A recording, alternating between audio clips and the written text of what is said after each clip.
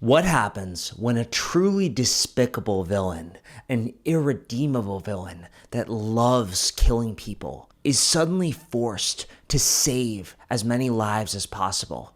And if he doesn't, a fate worse than death awaits him. His name was Blood Drinker. "Everybody run in fear for the Blood Drinker," he said, laughing. People banged at the doors of the bank from the inside, but Blood Drinker wasn't here for money. He jumped off of the counter and waved his hand. Blood drained out of 10 people and sucked into his eyes, nose, and mouth. He felt the energy of human life force run through his veins, and he laughed a wide laugh. It was amazing to rule this city without fear. Psionic Man, his once nemesis, was nowhere to be found, and the city was slowly falling to the villains. But Blood Drinker wouldn't let any supervillains get in on his turf. Standing over the husks of all the villains, Blood Drinker waved his hand and used the blood in his own body to reach out like a hook and unlock the door. As he walked out onto the streets, the other villains looting the stores looked at Blood Drinker and nodded with respect. They knew that he was the most powerful. "Blood Drinker," Psionic Man said. Psionic Man floated down with telekinetic energy. Blood Drinker paralyzed in fear. "Psionic Man," Blood Drinker said, "You're alive." He didn't know if Psionic Man was alive or dead, but Psionic Man's commitment to truth and justice wouldn't have exactly allowed him to throw his city to the dogs. And as Psionic Man was floating in front of him, he was doing something that Psionic Man, in all his years of being a superhero, never did. Psionic Man, in his black costume, with his symbol of the mind on his chest, with his flowing dark cape, was looking into Blood Drinker's eyes and smiling. "Psionic Man is dead," Psionic Man said. "You can call me the Game." Blood Drinker was terrified. He looked for a way out, but all the other villains on the street were gone. All the people were gone. He was full of blood at his full power, and yet something about the way that the Game was looking at him, smiling at him like he was a piece of meat, made Blood Drinker want to run up a wall. "Okay, the Game. You finally realized that being a superhero is kind of silly.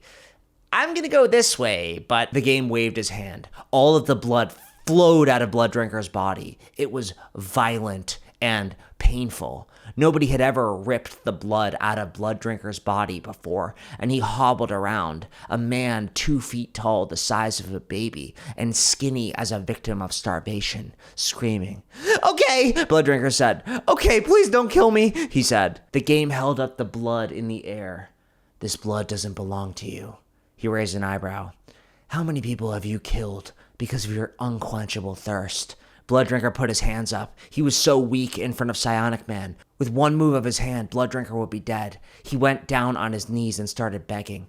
"Please, okay? I know I'm not a good guy, but just give me a chance." "Why do you think I'm called the Game?" the Game said, smiling. He let the blood fall all over the street, and Blood Drinker ran towards it, but the Game held him up. It was psychic energy. "No, no, no. You don't get to drink blood anymore. Not until I tell you." He waved his fingers, and suddenly the blood that was calling to Blood Drinker went away. What was this power that Psionic Man had? And his smile, had he gone completely insane? Was he a villain or a hero or... "That's right," the Game said. "All the power you had, all the control over the other villains, all the chaos you've caused this city. I have a challenge for you, Blood Drinker. You need to save 1,000 lives. If you don't," the Game said, "you're never getting your powers back. Never, ever again." Blood Drinker wailed and screamed, but it was no use. The Game simply floated up into the sky. Blood Drinker had to find a way around it, to unblock his powers somehow. He went to the blood on the street and tried to drink it the normal way, using his tongue, but it was no use. He started crying, absolutely desperate. He had never felt powerless like this before. Yeah, he was a bad guy, but he was Blood Drinker. He knew who he was, and save people's lives? That was superhero stuff. He wasn't going to save anybody's life. He was Blood Drinker. He was... "Tick-tock," the Game's voice said in his mind. "If you don't save 1,000 lives by the time the sun sets tomorrow, you're..." Little form is the form you're in forever, the game said. Blood Drinker knew now that he wasn't messing around. Save lives. He looked out at the city that was being destroyed by supervillains. With no blood, no ability to change, he was utterly and completely screwed. Sure, what's the harm? The cultists had completely captured the hockey stadium, with 100 hostages hiding on the ice. Blood Drinker stood looking into the rafters of the hockey stadium. Okay, victims, right? Yes, the game said. All right, so here's the plan. You blast open the ceiling, and then I'll distract them, and you can get them away from the cultists. Nice try, the game said. You have to save their lives on their own. And seeing how heavily armed the cultists are, Blood Drinker looked down and saw that they had futuristic weapons that could turn him into a popsicle if they even so much as saw him. I'd get cracking, the game said. Blood Drinker snuck through the rafters down into the stadium. The cultists were performing a ritual surrounding a young girl, singing in strange incantations. What have I gotten myself into? Blood Drinker briefly considered leaving this place and never using his superpowers again, but he remembered what it was like to be feared by everyone. He had to find a way. Maybe if I get one of those weapons, Blood Drinker said. He dug through a trash can and picked up an old, rusty, broken piece of metal. He snuck up on an unsuspecting cultist watching the ritual. Hey, Blood Drinker said. The cultist turned around and sounded an alarm. 3 cultists rushed in his direction. Crap. Blood Drinker never had to learn how to do any of this stuff. He sprinted into the bowels of the hockey stadium. Shadows were everywhere. The city's power had been cut long ago, and the villains were now having fun in the remnants of Psionic Man's city. But Psionic Man wasn't gone. It was so strange. If he could figure out how he had gone insane, why he was calling himself the game, maybe... There he is, the cultists said. They surrounded Blood Drinker.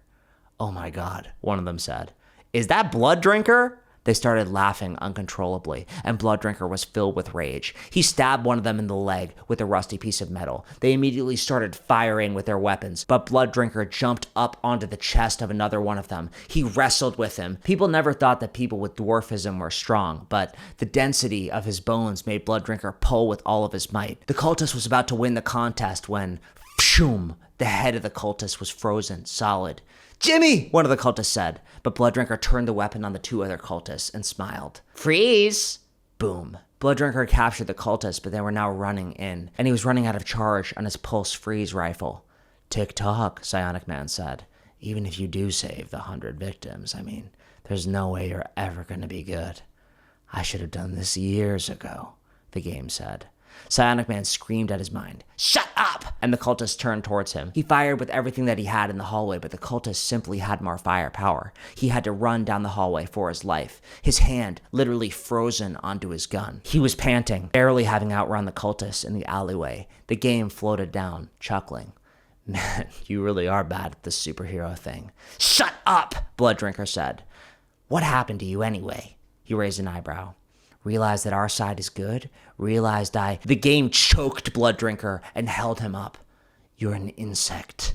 I had rules before about not killing you for the bug you are. And I have rules now.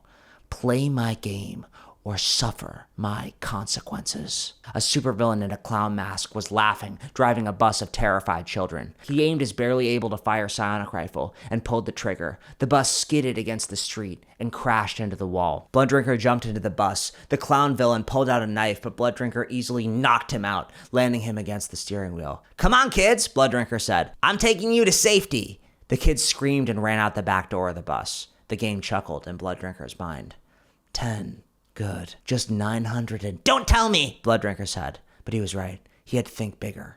Who is the biggest, baddest supervillain in the city other than him? He would have to... Oh no. Squid Eye. Squid Eye was what we would call a real supervillain.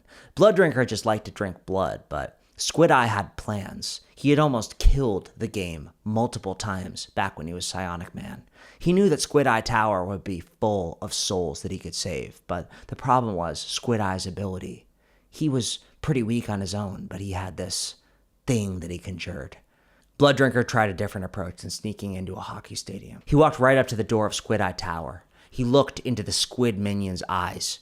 They were huge, hulking brutes, half human, half squid, and he looked into their giant, bulbous eyes. "I'm here to see the big boss," Blooddrinker said. They waved him in, skeptically. Squid Eye turned around in his chair with his giant view of the burning city, looked at Blooddrinker deep in the eye. He expected Squid Eye to be at the full force of his power, truly magnificent, using his abilities to inflict incredible terror for incredible profit. And yet, when Blooddrinker went into the room, Squid Eye was laughing uncontrollably. "Oh, is this a bad time?" Blooddrinker said, but Squid Eye just kept laughing. "No more giant squid," Squid Eye said. "Nothing can stop the game. Nothing." He pointed at the window, and the game was floating outside, smiling. "You think you're the first person I tried this little game with?" the game said. Tick-tock. Blooddrinker ran up to Squid Eye. "Look, if you use your giant squid ability, you can..." "What don't you get about the game said. He smashed through the window, and Squid Eye cowered in fear. The past Squid Eye never would have cowered in fear in front of Psionic Man, but Blooddrinker just turned, looking at the game. "What did you do?" "Hostages. Still downstairs," Squid Eye said. "Here's the remote." He handed it to Blooddrinker. The game's eyes widened. "No!" But Blooddrinker pressed the button on the remote. Downstairs on the CCTV, he saw 500 prison cells opening, with terrified people running to the door. "That's 500, Blooddrinker said. "I know what you need," the game said. He went towards him. "How'd you like to play the game with no arm, huh?" He tried to grab at Blooddrinker's arm. Blooddrinker had one chance. He poked Squid Eye deep into the eye in the center of his forehead. Squid Eye screamed, creating a giant telepathic squid, breaking every window of the penthouse. Blooddrinker was flying down towards the ground. Great, he got rid of the scary superhero and still had to do a scary deal, but now he was falling to his death. Blooddrinker tried to draw on the blood, and surprisingly, the blood of the city called to him. Something about the way that he was muting his powers, it wasn't exact, required focus. But it wasn't enough. Blooddrinker couldn't grow enough to save himself. He looked at the pavement speeding down towards him. "Well, I don't think I'm going to heaven, but..." The game grabbed Blooddrinker by the ankle and held him up to face his face. "You think you can escape my game by dying?" the game said. "No." And he flew Blooddrinker outside the city into the dark forest surrounding it. Blooddrinker knew what villain was here. He would definitely have enough hostages, but Blooddrinker was terrified. See, anybody who saw the moss never came out of the woods alive. The moss was, well, it wasn't a person, really. More of a rumor, an urban legend. But with hundreds of people from the city going missing in the forest every year, Blooddrinker knew he would have to be at the height of his powers to fight something like that. But he still couldn't have his powers working. "You want to know why I call myself the game said, standing at the foot of the dark forest with Blooddrinker. Something shifted between the trees. A moss. Blooddrinker knew it was his last moments of being alive. He stepped forward. "Because every game has a winner," the game said. "And back when I was Psionic Man, I was a loser," the game said. He kicked Blooddrinker towards the shifting moss in the woods. Blooddrinker could sense innocent people in the moss. He was terrified. He didn't have his powers, but something about the thing the game said. The game had rules. "Okay," Blooddrinker said. He stepped right up to the moss. The moss formed itself into the shape of a beautiful woman made entirely out of plants. She looked at him endearingly. Listen, gorgeous." The moss suddenly shifted, jumping right to the edges of the forest, caressing Blooddrinker's face. If he touched that moss, he knew he would never come out alive. He put his hands up. "Look, is that guy bullying you too?" He pointed towards the game, who was floating right outside the woods. The moss looked at the game and looked back at Blooddrinker. Terrified, she nodded in fear. "Okay. If you let 490 hostages go..." A plant came out, grabbed Blooddrinker, and pulled him into the moss. Suddenly, he was rushing under the roots of the woods. He screamed in pain as the plants embedded themselves into his skin. He would die in this moment. He heard the game laughing. "This is what you get. This is what you get for not using your powers. Please," Blooddrinker said. "He's gonna kill you too. Please." The moss put him into the center of a clearing. Terrified people merged with the plants in the trees, and the beautiful woman looked at him again. Listen, if you let the hostages go, I get my powers back. He felt the game's presence in his mind.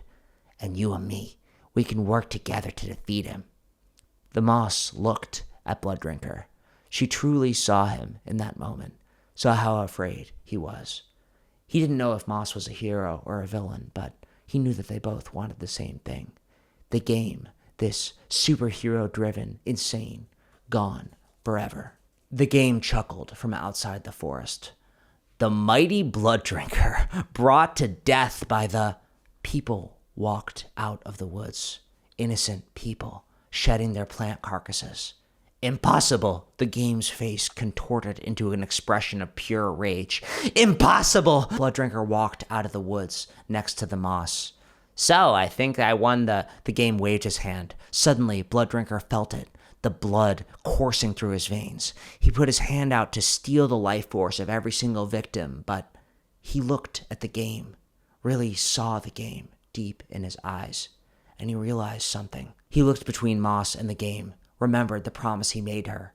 And then Blooddrinker put his hand out and drew the blood out of the moss. The moss screamed in rage. It tried to pull itself back into the forest, but Blooddrinker was stronger. He pulled and pulled and pulled and pulled. The game was laughing. Oh, good! Two villains fighting each other! And the moss fought. She lashed out with her plants. She was more powerful than Blooddrinker, but the game ripped her vines apart, ripping her forest to shreds, using his telekinesis to tear the forest down to its roots. The beautiful plant woman was gasping, alone, no oxygen, and Blooddrinker put his hand out, drawing out the human blood behind the superhuman into his veins. Blooddrinker raised to his full height. He got his mojo back. He faced off with the game. The game cracked his knuckles. So, are you ready to fight to the death? He said. That's the only real game. Blooddrinker stared at the game in the eyes, truly understood him, and then he smiled a big smile.